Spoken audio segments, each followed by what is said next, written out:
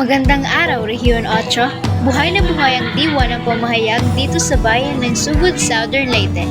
Narito kami ngayon sa programa para sa opisyal na pagsimula ng Regional Schools Press Conference o RSPC 2026.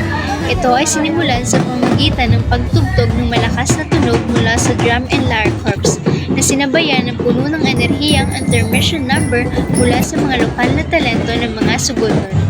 Higit sa makulay at masiglang parada mula sa Sugod Trans Central School patungong SLSU Grandstand. Mas nangibabaw ang nag-aalab ng sigla at kaba ng mahigit 7,500 delegado. Ito ay kinabibilangan ng dibisyon ng Borongan City, Biliran, Catbalogan City, Eastern Samar, Leyte, Maasin City, Northern Samar, Ormoc City, Samar, Southern Leyte, Tacloban City, Baybay City at Calbayog City.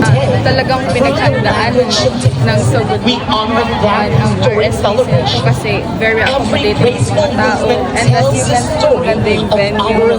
Sa ngayon, ramdam na ramdam ang kaba at pananabik ng mga batang mamahayag. Sa susunod na mga araw, magsisimulan ang matitinding kompetisyon sa bawat kategorya na susundan ng Grant Awarding Ceremony sa ika-23 ng Enero. Manatiling nakaantabay para sa mga susunod na kaganapan. Huwag magpapahuli sa mga pinaka-aabangang sandali ng RSPC 2026.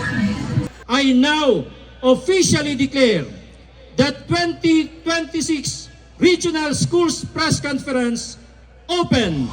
Mabuhay ang campus journalism, mabuhay ang mga kabataang mamamayan.